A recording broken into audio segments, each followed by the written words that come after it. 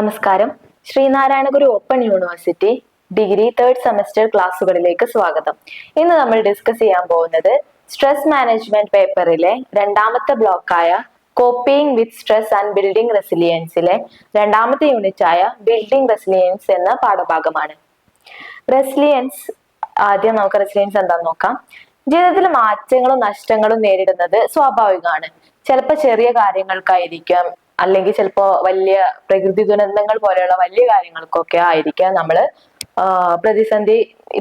ഇത്തരത്തിലുള്ള വലിയ പ്രതിസന്ധികളൊക്കെ നേരിടുന്നുണ്ടാവുക. വലിയ പ്രതിസന്ധികൾ ഉണ്ടായിട്ടും അതിനെ തരണം ചെയ്ത് മുന്നോട്ട് പോകാൻ കഴിയുന്നത് നമുക്ക് ഈ റെസിലിയൻസ് എന്ന് പറയുന്ന ഒരു കഴിവുള്ളത് കൊണ്ടാണ്. അപ്പൊ റെസിലിയൻസ് എന്ന് പറയുന്നത് ഈ ദുഃഖമില്ലായ്മയല്ല, പ്രതിസന്ധികളെ നേരിടുകയും അതിനെ പ്രോസസ് ചെയ്ത് ശക്തിയോടെ മുന്നോട്ട് പോവുകയും ചെയ്യുന്ന കഴിവിനെയാണ് നമ്മൾ റെസിലിയൻസ് എന്ന് പറയുന്നത്. ഇനി APA ഡിഫൈൻ ചെയ്തിട്ടുള്ളത് നമുക്ക് നോക്കാം. ട്രോമ, ദുഃഖം, വലിയ സ്ട്രെസ് അനുഭവിക്കുന്ന വ്യക്തി അനുയോജ്യമായ നല്ല രീതിയിൽ പ്രതികരിക്കുന്ന പ്രക്രിയയാണ് നമ്മൾ റെസിലിയൻസ് എന്നാണ് പറയുന്നത്. ഇനി മിക്കാൽ റെറ്ററിന്റെ ഒരു ഡെഫിനിഷൻ നോക്കാം. ജീവിതത്തിലെ പ്രതിസന്ധികളിൽ നിന്ന് തിരിച്ചു പോകാനുള്ള ഒരു ശേഷിയാണ് നമ്മൾ റെസിലിയൻസ് എന്ന് പറയുന്നത്. ഇത് മെന്റൽ ഹെൽത്തിനും നമ്മളുടെ മെന്റൽ ഡിസോർഡേഴ്സിൽ നിന്നും സംരക്ഷണം നൽകാനും ഒക്കെ നമ്മളെ ഹെൽപ്പ് ചെയ്യുന്നുണ്ട്. പ്രധാനമായിട്ടും റെസിലിയൻസിന് 3 ഡയമെൻഷൻസ് ആണുള്ളത്. ഒന്നാമത്തത് സൈക്കോളജിക്കൽ റെസിലിയൻസ്. നമ്മുടെ thinking, emotional control, problem solving കഴിവ്, ഇതൊക്കെ ആണ് ഇതിൽ മെയിൻ ആയിട്ട് ഇൻക്ലൂഡ് ചെയ്യുന്നത്. അടുത്തതാണ് ബയോളജിക്കൽ റെസിലിയൻസ്. നമ്മുടെ ശരീരവും നമ്മുടെ ബ്രെയിനും സ്ട്രെസ്സിനെ എങ്ങനെയാണ് കൈകാര്യം ചെയ്യുന്നത് എന്നതാണ് ഇതിൽ ഇൻക്ലൂഡ് ആയിട്ടുള്ളത്. ഇനി അടുത്തതാണ് സോഷ്യോ കൾച്ചറൽ. നമ്മുടെ സൊസൈറ്റി ആൻഡ് കൾച്ചറൽ ഒക്കെ എങ്ങനെയാണ് റെസിലിയൻസ് വളർത്തുന്നത്, റെസിലിയൻസ് ഉണ്ടാക്കാൻ വേണ്ടിയിട്ട് ഹെൽപ്പ് ചെയ്യുന്നത് എന്നതൊക്കെയാണ് ഈ സോഷ്യോ കൾച്ചറിൽ നമ്മൾ പറയുന്നത്. സോഷ്യൽ സപ്പോർട്ട്, കമ്മ്യൂണിറ്റി, അതുപോലെ റിസോഴ്സസ്, കൾച്ചറൽ ബിലീഫ്സ്, ഇതെല്ലാം ഇതിൽ ഇൻക്ലൂഡ് ചെയ്യുന്നുണ്ട്. ഇനി റെസിലിയൻസ് എന്ന് പറയുന്നത് നമ്മുടെ സൈക്കോളജിക്കൽ വെൽബീയിങ്ങിനും നമ്മുടെ ലൈഫ് ചേഞ്ച് എന്തെങ്കിലും ഉണ്ടാവുമ്പോൾ അതിനോട് അഡാപ്റ്റ് ചെയ്തുകൊണ്ട് മുന്നോട്ട് പോകാനും ജീവിക്കാനും ഒക്കെയുള്ള ഒരു പ്രധാനമായിട്ടുള്ള ഒരു കാര്യമാണ് റെസിലിയൻസ് എന്ന് പറയുന്നത്. അപ്പൊ ഇനി നമ്മൾ പറയുന്നത് റെസിലിയൻസ് എങ്ങനെയൊക്കെയാണ് നമുക്ക് ബിൽഡ് ചെയ്ത് കൊണ്ടുപോകാന്നുള്ളതാണ്. അപ്പോൾ ഈ റെസിലിയൻസ് എന്ന് പറയുന്ന ഒരു ശീലം നമുക്ക്, അല്ലെങ്കിൽ ഒരു റെസിലിയൻസ് എന്ന് പറയുന്ന ഒരു കഴിവ് ഉണ്ടാക്കിയെടുക്കാൻ പറ്റുന്ന മാർഗങ്ങളെ കുറിച്ചാണ് പറയുന്നത്. ഒന്നാമത്തത് building resilience through self care. നമുക്ക് സെൽഫ് കെയർ ചെയ്യുന്നതിലൂടെ നമുക്ക് റെസിലിയൻസ് ഉണ്ടാക്കിയെടുക്കാൻ പറ്റും എന്നാണ് പറയുന്നത്. നമുക്ക് പ്രശ്നങ്ങളിൽ നിന്ന് അല്ലെങ്കിൽ പ്രതിസന്ധികളിൽ നിന്ന് തിരിച്ചു വരാനുള്ള കഴിവിനെയാണ് നമ്മൾ റെസിലിയൻസ് എന്ന് പറയുന്നത്. ഓരോ വ്യക്തിക്കും ഉള്ള സ്വഭാവ ഗുണങ്ങള്, അവരുടെ ലൈഫ് എക്സ്പീരിയൻസ്, സോഷ്യൽ സിറ്റുവേഷൻസ് തുടങ്ങിയ ഘടകങ്ങളിൽ കൊണ്ടൊക്കെയാണ് രൂപപ്പെടുന്നത്. റെസിലിയൻസ് ഉണ്ടാക്കുന്ന ചില പേഴ്സണാലിറ്റി ട്രൈറ്റ്സിനെ കുറിച്ചിട്ട് പറയുന്നുണ്ട്. ഒന്നാമത്തതാണ് ഒപ്റ്റിമിസം. അതായത് എന്ത് കാര്യം വന്നാലും അതിനെ ഒരു ശുഭാപ്തി വിശ്വാസത്തോടെ, അതായത് പ്രശ്നങ്ങളെല്ലാം താൽക്കാലികവും അല്ലെങ്കിൽ കൈകാര്യം ചെയ്യാൻ കഴിയുന്നതുമാണ് എന്നുള്ള ഒരു ശുഭാപ്തി വിശ്വാസത്തിനെ, ഒരു പോസിറ്റീവ് തിങ്കിങ്ങിനെയാണ് നമ്മൾ ഒപ്റ്റിമിസം എന്ന് പറയുന്നത്. രണ്ടാമത്തതാണ് സെൽഫ് എഫിക്കസി. സ്വന്തം കഴിവുകളിൽ വിശ്വാസം വെച്ചുകൊണ്ട് തന്നെ ആ ഒരു പ്രശ്നത്തെ നേരിടാൻ സഹായിക്കുക. ഇതാണ് സെൽഫ് എഫിക്കസി എന്ന് പറയുന്നത്. അടുത്തതാണ് അഡാപ്റ്റബിലിറ്റി. മാറ്റങ്ങൾക്ക് അനുസരിച്ചിട്ട് നമ്മുടെ ചിന്തകളും വികാരങ്ങളും പെരുമാറ്റങ്ങളും ക്രമീകരിക്കുന്ന ഒരു സ്വഭാവമാണ് അഡാപ്റ്റബിലിറ്റി എന്ന് പറയുന്നത്. അപ്പൊ ഈ 3 സ്വഭാവ ഗുണങ്ങളും ഉള്ളവർക്ക്, ഈ 3 പേഴ്സണാലിറ്റി ട്രൈറ്റ് ഉള്ളവർക്ക് റെസിലിയൻസ് കൂടുതലായിരിക്കും എന്നാണ് പറയുന്നത്. അക്കോർഡിംഗ് ടു സൗത്ത്വിക് ആൻഡ് ചാൻസി, റെഗുലർ എക്സസൈസ്, അതുപോലെ ന്യൂട്രീഷ്യസ് ആയിട്ടുള്ള ഫുഡ്, പ്രോപ്പർ സ്ലീപ്പ്, ഇത് 3ഉം റെസിലിയൻസ് ഉണ്ടാക്കാനും അത് നിലനിർത്താനും വേണ്ടിയിട്ട് പ്രധാന പങ്ക് വഹിക്കുന്നുണ്ട് എന്നാണ് ഇവർ കണ്ടെത്തിയിട്ടുള്ളത്. അപ്പൊ അതിൽ ഒന്നാമത്തത് എക്സസൈസ്. എക്സസൈസ് എന്ന് പറഞ്ഞാൽ നമ്മുടെ ആറ്റിറ്റ്യൂഡ് മെച്ചപ്പെടുത്താൻ വേണ്ടിയിട്ടും അതുപോലെ നമ്മളുടെ സ്ട്രെസ് കുറയ്ക്കാൻ വേണ്ടിയിട്ടെല്ലാം ഹെൽപ്പ് ചെയ്യുന്നതാണ്. എൻഡോർഫിൻ പോലെയുള്ള ഹാപ്പി ഹോർമോൺസ് നമുക്ക് എക്സസൈസ് ചെയ്യുമ്പോൾ സെക്രീറ്റ് ചെയ്തിട്ടുണ്ട്, അതായത് പുറപ്പെടുവിക്കുന്നുണ്ട്. അപ്പൊ അപ്പൊ ഇത് നമ്മുടെ മൈൻഡിന് ഒരു ഹാപ്പിനെസ് നൽകാനും ഒരു ഉന്മേഷവാനാക്കാനും ഒക്കെ ഹെൽപ്പ് ചെയ്യും. ഇനി അടുത്തത് ന്യൂട്രീഷ്യസ് ആയിട്ടുള്ള ന്യൂട്രീഷ്യൻസ്. ബ്രെയിനിന് ആവശ്യമായിട്ടുള്ള പോഷകങ്ങൾ ലഭിക്കുന്നത് നമ്മുടെ മെന്റൽ ഹെൽത്തിനും വളരെ പ്രധാനമാണ്. നമുക്ക് ഡയറ്റ് റിച്ച് ആയിട്ടുള്ള ഫുഡ്, അതായത് ഒമേഗ 3, ആന്റി ഓക്സിഡൻസ്, ബാലൻസ്ഡ് ആയിട്ടുള്ള മീലൊക്കെ നമ്മുടെ ആങ്സൈറ്റിയും ഡിപ്രഷനും ഒക്കെ കുറയ്ക്കാൻ വേണ്ടിയിട്ട് ഹെൽപ്പ് ചെയ്യും. ഇനി അടുത്തതാണ് സ്ലീപ്പ്. പ്രോപ്പർ ആയിട്ടുള്ള ഡീപ്പ് സ്ലീപ്പ് നമ്മുടെ ഓർമ്മയും ശ്രദ്ധ, അതേപോലെ വികാര പ്രതികരണങ്ങള് എന്നിവയ്ക്കൊക്കെ അനിവാര്യമാണ്. ഉറക്കക്കുറവ് നമുക്ക് സ്ട്രെസ് കൂട്ടുകയും അതേപോലെ നമ്മുടെ റെസിലിയൻസ് കഴിവ് കുറയ്ക്കുകയും ചെയ്യും. റെസിലിയൻസ് സോഷ്യൽ എൻവിറോൺമെന്റ് വഴിയും രൂപപ്പെടുന്നുണ്ട്.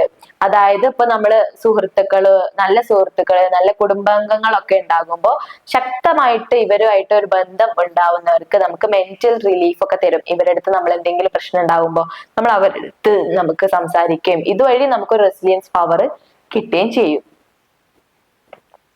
വിശ്വസ്തരുമായിട്ട് നമ്മൾ ആശയങ്ങൾ പങ്കുവെക്കുന്നതിലൂടെ നമുക്കൊരു ഒറ്റപ്പെടുക എന്നുള്ള ആ ഒരു ഒറ്റപ്പെടൽ ഫീലിനെ നമുക്ക് കുറയ്ക്കാനും അതുപോലെ തന്നെ റിയലിസ്റ്റിക് ആയിട്ടുള്ള ഗോൾസ് നമ്മൾ സെറ്റ് ചെയ്യുന്നത് വഴി നമുക്ക് പ്രചോദനവും ദിശാബോധവും നിലനിർത്തിക്കൊണ്ട് നമ്മൾ മുന്നോട്ട് പോകാനും നമ്മളെ ഹെൽപ്പ് ചെയ്യും. ഹോബികള്, നാച്ചുറൽ ടൈം, അതുപോലെ നമ്മളെ വോളണ്ടിയറിംഗ് ഒക്കെ നമ്മുടെ മെന്റൽ എനർജി കൂട്ടാനും റെസിലിയൻസ് ഉണ്ടാക്കാനും വേണ്ടിയിട്ടും ഹെൽപ്പ് ചെയ്യും. ഇനി അടുത്തതാണ് building resilience through positive coping strategies. അതിൽ ഒന്നാമത്തതാണ് മാനേജിങ് സ്ട്രെസ്. സ്ട്രെസ് കുറയ്ക്കുക എന്നുള്ളത്, അതായത് സ്ട്രെസ് ശരിയായ രീതിയിൽ നിയന്ത്രിക്കുന്നതിന് നമുക്ക് റെസിലിയൻസ് അത്യാവശ്യമാണ്. ദീർഘകാലമുള്ള സ്ട്രെസ് ശരീരത്തെയും മനസ്സിനെയും ഒക്കെ നമ്മളെ വളരെ നെഗറ്റീവായിട്ട് ബാധിക്കും. അപ്പൊ relaxation technique, exercise, bio feedbacks, mindfulness തുടങ്ങിയിട്ടുള്ള എഫക്റ്റീവ് ആയിട്ടുള്ള മാർഗങ്ങൾ നമുക്ക് ഈ സ്ട്രെസ്സിനെ കുറയ്ക്കാൻ വേണ്ടിയിട്ട് സഹായിക്കും. ഇനി അടുത്തതാണ് കോഗ്നിറ്റീവ് ബിഹേവിയറൽ അപ്രോച്ച്. നമ്മുടെ ചിന്തകളും പ്രവർത്തികളും എങ്ങനെ സ്വാധീനിക്കുന്നു എന്നതാണ് ഇതിന്റെ ഒരു അടിസ്ഥാനം. CBT, അതായത് കോഗ്നിറ്റീവ് ബിഹേവിയറൽ തെറാപ്പിയുടെ അടിസ്ഥാനത്തിലാണ് നമ്മളിത് വിശദീകരിക്കുന്നത്. നെഗറ്റീവ് തോട്ടിനെ മാറ്റി റാഷണൽ ആയിട്ടുള്ള പോസിറ്റീവ് തോട്ടുകൾ ഉണ്ടാക്കുകയാണ് ഈ ഒരു കോഗ്നിറ്റീവ് ബിഹേവിയറൽ അപ്രോച്ചിൽ ചെയ്യുന്നത്. ഇതിൽ പ്രധാനമായിട്ടും ചെയ്യുന്ന രീതികളാണ് ഒന്ന് കോഗ്നിറ്റീവ് റീസ്ട്രക്ചറിങ്. നെഗറ്റീവ് ചിന്തകളെ മാറ്റിയിട്ട് പോസിറ്റീവ് ആക്കിയിട്ട് മാറ്റുക, അതാണ് കോഗ്നിറ്റീവ് റീസ്ട്രക്ചറിങ്.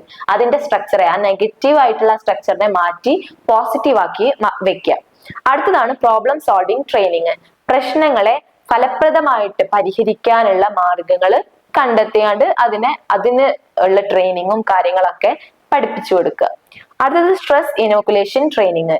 നമുക്ക് ഒരുപാട് നല്ല സ്ട്രെസ് വരുമ്പോ അല്ലെങ്കിൽ സമ്മർദ്ദം ഉണ്ടാകുമ്പോൾ അതിനെ എങ്ങനെയാണ് ഫലപ്രദമായിട്ട് നിയന്ത്രിക്കാൻ പറ്റുക, അല്ലെങ്കിൽ അതിനെ എങ്ങനെയാണ് നമുക്ക് അഡാപ്റ്റ് ചെയ്യാൻ പറ്റുക എന്നുള്ളതൊക്കെ ട്രെയിനിങ് കൊടുക്കുന്നതാണ് സ്ട്രെസ് ഇനോക്കുലേഷൻ ട്രെയിനിങ്ങിൽ പറയുന്നത്. ഇനി അടുത്ത മെത്തേഡാണ് കോഗ്നിറ്റീവ് അപ്രൈസൽ. ഒരു വ്യക്തി സ്ട്രെസ് സാഹചര്യത്തെ എങ്ങനെ വിലയിരുത്തുന്നു എന്നതാണ് ഈ സ്ട്രെസ് എങ്ങനെ വിലയിരുത്തുന്നു ഉള്ളതാണ് ഈ കോഗ്നിറ്റീവ് അപ്രൈസലിൽ പറയുന്നത്. ഒരു സാഹചര്യം ഭീഷണിയാണോ അല്ലെങ്കിൽ അത് വളർച്ചയുടെ അവസരമായിട്ട് കാണണോ എന്നുള്ളതൊക്കെ നമ്മൾ എങ്ങനെയാണ് ചിന്തിക്കുന്നത് എന്നതാണ് അർത്ഥമാക്കുന്നത്. അത് ചിലപ്പോൾ നമുക്ക് ഒരു ഭീഷണിയായിട്ട് കാണാം, ഒരു നെഗറ്റീവ്ലി കാണാം, അല്ലെങ്കിൽ ഒരു പോസിറ്റീവ്, അതെന്റെ വളർച്ചയ്ക്ക് സഹായിക്കുന്ന ഒരു ഘടകമായിട്ട് വേണമെങ്കിലും കാണാൻ പറ്റും. പോസിറ്റീവ് റീ അപ്രൈസൽ എന്ന് പറയുന്നത് പ്രതിസന്ധികളെ ആശാവാദപരമായിട്ട്, അതായത് പോസിറ്റീവ് ആയിട്ട് കാണുന്ന പ്രക്രിയയാണ് നമ്മൾ പോസിറ്റീവ് റീ അപ്രൈസൽ എന്ന് പറയുന്നത്. ഇത് റെസിലിയൻസ് വളർത്താൻ വേണ്ടിയിട്ട് നമ്മളെ ഹെൽപ്പ് ചെയ്യും. ഇനി അടുത്തതാണ് സെൽഫ് എഫിക്കസി. സ്വന്തം കഴിവുകളിൽ വിശ്വാസമുള്ളവർക്ക് ബുദ്ധിമുട്ടുകളെ അല്ലെങ്കിൽ വളർച്ചയുടെ അവസരമായിട്ട് കാണാൻ സാധിക്കും. അതായത് അവർക്ക് അവരെ തന്നെ കുറിച്ച് നല്ല വിശ്വാസം ഉണ്ടായിരിക്കും. അപ്പൊ അതുകൊണ്ട് തന്നെ എന്തെങ്കിലും ഒരു പ്രശ്നം ഉണ്ടാകുമ്പോൾ അതവർക്ക് നേടാൻ പറ്റും, അത് അവരെ കൂടുതൽ ഉന്നതിയിൽ എത്തിക്കും എന്നുള്ള രീതിയിലുള്ള ഒരു പെർസ്പെക്റ്റീവിൽ അവർക്ക് കാണാൻ പറ്റും. ഇത് അവരെ പ്രോബ്ലം സോൾവിങ്ങിനും അതുപോലെ കോൺഫിഡൻസ് ഒക്കെ കൂട്ടും. ഇതുവഴി അവർക്ക് റെസിലിയൻസും ബിൽഡ് ചെയ്തെടുക്കാൻ പറ്റും. ഇനി അടുത്തതാണ് building resilience new age strategies. പുതിയതായിട്ട് ഇപ്പൊ നമ്മള് ഈ റീസെന്റ് ഒക്കെ വന്നിട്ടുള്ള ഒരു ടെക്നിക്സ് ഒക്കെയാണ് ഈ ഒരു ബിൽഡിംഗ് റെസിലിയൻസ് ന്യൂ ഏജ് സ്ട്രാറ്റജീസിൽ പറയുന്നത്. അതിൽ ഒന്നാമത്തേതാണ് മൈൻഡ്ഫുൾനെസ്. ചിന്തകളും വികാരങ്ങളും അതുപോലെ പ്രതികരണങ്ങളും ഈ പ്രസന്റ് ആയിട്ടുള്ള ഇപ്പോഴുള്ള ഈ നിമിഷത്തില് എങ്ങനെയാണ് അത് ശ്രദ്ധിച്ച് അതിനെ കോൺസെൻട്രേറ്റ് ചെയ്ത് കാണാനുള്ള പരിശീലനമാണ് നമ്മൾ ഈ മൈൻഡ്ഫുൾനെസ് എന്നുകൊണ്ട് ഉദ്ദേശിക്കുന്നത്. ഇത് സ്ട്രെസ് കുറയ്ക്കാനും നമ്മളെ ഇമോഷണൽ റെഗുലേഷന് വേണ്ടിയിട്ടും ഹെൽപ്പ് ചെയ്യും. അതിൽ ഒന്നാമത്തെ ഒരു ടെക്നിക്കാണ് മൈൻഡ്ഫുൾനെസ് ബേസ്ഡ് സ്ട്രെസ് റിഡക്ഷൻ. അതായത് നമ്മുടെ ശ്വാസം കൺട്രോൾ ചെയ്തുകൊണ്ട് ലളിതമായ യോഗ എന്നിവയിലൂടെയൊക്കെ നമ്മൾ സ്ട്രെസ്സിനെ കുറയ്ക്കുന്ന മെത്തേഡാണ് മൈൻഡ്ഫുൾനെസ് ബേസ്ഡ് സ്ട്രെസ് റിഡക്ഷൻ. ഇനി അടുത്തത് മൈൻഡ്ഫുൾനെസ് ബേസ്ഡ് കോഗ്നിറ്റീവ് തെറാപ്പി. മൈൻഡ്ഫുൾനെസ്സും നമ്മുടെ കോഗ്നിറ്റീവ് ടെക്നിക്സ് കൂടി ചേർത്തിട്ട് നെഗറ്റീവ് ചിന്തകളെ മാറ്റി നമ്മളെ പോസിറ്റീവ് ആക്കാൻ വേണ്ടിയിട്ട് ശ്രമിക്കുന്ന ഹെൽപ്പ് ചെയ്യുന്ന രീതിയാണ് മൈൻഡ്ഫുൾനെസ് ബേസ്ഡ് കോഗ്നിറ്റീവ് തെറാപ്പിയിൽ ഉള്ളത്. ഇനി അടുത്തൊരു ടെക്നിക്കാണ് ഫോറസ്റ്റ് ബാത്തിങ്. നമ്മൾ ആദ്യം മൈൻഡ്ഫുൾനെസ് പറഞ്ഞു, ഇനി അടുത്തതാണ് ഫോറസ്റ്റ് ബാത്തിങ്. പേര് പോലെ തന്നെ ഫോറസ്റ്റ് ബാത്തിങ് ഇത് ജപ്പാനിൽ 1982 ആദ്യമായിട്ട് ഇൻട്രൊഡ്യൂസ് ചെയ്തിട്ടുള്ളത്. ആ പേര് പോലെ തന്നെ ഫോറസ്റ്റ് ബാത്തിങ് നമ്മൾക്ക് ചുറ്റുപാടുമായിട്ട് പ്രകൃതിയോടുമായിട്ട് ഇറങ്ങിച്ചെല്ലാം എന്നുള്ളത് തന്നെയാണ് ഇതിൽ പറയുന്നത്. അതായത് ഒരു വ്യക്തി പ്രകൃതിയിൽ ടൈം സ്പെൻഡ് ചെയ്യുക. ഇത് സ്ട്രെസ് ഹോർമോൺ ആയിട്ടുള്ള കോർട്ടിസോളിനെ കുറയ്ക്കാൻ വേണ്ടിയിട്ട് നമ്മളെ ഹെൽപ്പ് ചെയ്യും. നമ്മുടെ പ്രകൃതിയുമായിട്ടുള്ള ബന്ധം നമ്മുടെ മെന്റൽ ഹെൽത്തിനും അതുപോലെ തന്നെ നമ്മുടെ ഫിസിക്കൽ ഹെൽത്തും ഇൻക്രീസ് ചെയ്യാൻ വേണ്ടിയിട്ടും നമ്മളെ ഹെൽപ്പ് ചെയ്യും. നമ്മൾ പ്രകൃതിയുമായിട്ട് ഇണങ്ങുമ്പോൾ, അതായത് നമ്മുടെ പ്രകൃതിയിലോട്ട് കൂടുതൽ അതിലോട്ട് നമ്മൾ കോൺസെൻട്രേറ്റ് ചെയ്യുമ്പോൾ അത് വഴി നമുക്കൊരു റെസിലിയൻസ് കിട്ടും എന്നാണ് പറയുന്നത്. റിസർച്ചുകളൊക്കെ ഫോറസ്റ്റ് ബാത്തിങ് ചെയ്യുന്നതിലൂടെ നമുക്ക് memory, cognitive process, immunity system ഒക്കെ മെച്ചപ്പെടുത്താൻ പറ്റും എന്നാണ് കണ്ടെത്തിയിട്ടുള്ളത്. അടുത്താണ് യോഗ വാക്കിംഗ്. യോഗയും അതുപോലെ നടത്തവും ചേർന്നിട്ടുള്ള മൈൻഡ്ഫുൾനെസ് മൂവ്മെന്റ് ആണ് ഈ യോഗ വാക്കിംഗ് എന്നുകൊണ്ട് ഉദ്ദേശിക്കുന്നത്. ഇതിൽ മൈൻഡ്ഫുൾ വാക്കിംഗ് ഉണ്ടാവും. അതായത് നമ്മൾ നടക്കുമ്പോൾ നമ്മുടെ കാൽവിരലുകള്, അതുപോലെ നമ്മുടെ ശ്വാസം, നമ്മുടെ ചുറ്റുപാടും ഇതിനൊക്കെ നമ്മൾ കോൺസെൻട്രേറ്റ് ചെയ്യും. അടുത്തതാണ് മൈൻഡ്ഫുൾ വാക്കിംഗ് പോലെ തന്നെ അടുത്ത ഒരു ടെക്നിക്കാണ് ബ്രീത്ത് സിങ്കോണൈസേഷൻ. ബ്രീത്തിനെ, അതായത് നമ്മുടെ ശ്വാസത്തിനെയും അതുപോലെ നമ്മുടെ കാൽ വെപ്പിനെയും നമ്മളിങ്ങനെ ഓരോ ചുവടും വെക്കൂലേ, ആ കാൽ ചുവടിന്റെ വെപ്പിനെയും അതിന്റെ താളങ്ങൾ തമ്മിൽ സിങ്ക് ചെയ്യിപ്പിക്കുക. ഒരേ താളത്തിൽ അത് രണ്ടും ചെയ്യാൻ വേണ്ടിയിട്ട് നോക്കുക. അടുത്താണ് ജെന്റിൽ സ്ട്രെച്ചിങ്. അപ്പൊ നമ്മൾ ഇതിൽ പറയുന്നത് ചെറിയതായിട്ടുള്ള രീതിയിലുള്ള യോഗ സ്ട്രെച്ചസ് ഒക്കെ ഉണ്ടാവുമല്ലോ.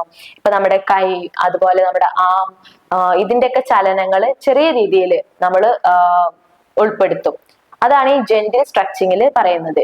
ഈ മൈൻഡ്ഫുൾ വാക്കിംഗ്, അതേപോലെ ബ്രെത്ത് സിങ്കണൈസേഷന്, അതുപോലെ ജെന്റിൽ സ്ട്രെച്ചിങ്, ഇത് മൂന്നുമാണ് ഈ യോഗ വാക്കിങ്ങിലുള്ള പ്രധാനപ്പെട്ട 3 ടെക്നിക്സ്. ഇനി അടുത്ത ഒരു ടെക്നിക്കാണ് ഗ്രൗണ്ടിങ്. അതായത് നമ്മുടെ സ്ട്രെസ്, ആങ്സൈറ്റി എന്നിവയിൽ നിന്ന് ഒക്കെ നമുക്ക് ഇത്തരം സാഹചര്യങ്ങളിൽ നിന്ന് ഇപ്പോഴത്തെ ഒരു നിമിഷത്തിലോട്ട് നമ്മളെ കൊണ്ടുവരാൻ സഹായിക്കുന്ന ഒരു മെത്തേഡാണ് ഗ്രൗണ്ടിങ് എന്ന് പറയുന്നത്. ഇതിൽ ഏറ്റവും പോപ്പുലർ ആയിട്ടുള്ള ഒരു മെത്തേഡാണ് 5, 4, 3, 2, 1 മെത്തേഡ്. ഇതെന്ന് പറഞ്ഞാല് 5 നമുക്ക് കാണാൻ പറ്റുന്ന 5 കാര്യങ്ങളെ നമ്മൾ കോൺസെൻട്രേറ്റ് ചെയ്യാം അല്ലെങ്കിൽ തിരിച്ചറിയാം. അടുത്തത് 4 ആയിട്ടുള്ള, അതായത് നമുക്ക് ടച്ച് ചെയ്യാൻ പറ്റുന്ന 4 കാര്യങ്ങളെ നമ്മൾ തിരിച്ചറിയാം. അടുത്തത് നമുക്ക് കേൾക്കാൻ പറ്റുന്ന 3 കാര്യങ്ങളെ നമ്മൾ തിരിച്ചറിയാം. അടുത്തത് നമുക്ക് സ്മെൽ ചെയ്യാൻ പറ്റുന്ന, മണക്കാൻ പറ്റുന്ന 2 കാര്യങ്ങളെ നമ്മൾ തിരിച്ചറിയാം. അടുത്തത് നമുക്ക് രുചിക്കാൻ പറ്റുന്ന ഒരു കാര്യത്തെ നമ്മൾ തിരിച്ചറിയാം. ഈ 5, 4, 3, 2, 1 ഈ ഒരു മെത്തേഡ് നമ്മൾ ചെയ്യുന്നത് വഴി നമുക്ക് സ്ട്രെസ്, ആങ്സൈറ്റി ഒക്കെ കുറയ്ക്കാനും അതുവഴി നമുക്ക് ഈ സ്ട്രെസ് കുറയുന്നതുകൊണ്ട് തന്നെ നമുക്ക് റെസിലിയൻസ് ബിൽഡ് ചെയ്യാനും പറ്റുമെന്നാണ് പറയുന്നത്. അപ്പൊ ഇത്രയാണ് ഈ ബിൽഡിംഗ് റെസിലിയൻസ് ത്രൂ ടെക്നിക്സിൽ നമ്മൾ പറയുന്നത്. അപ്പൊ ഇത്രേ ഈ പാഠഭാഗത്തിൽ പറയുന്നുള്ളൂ. Thank you.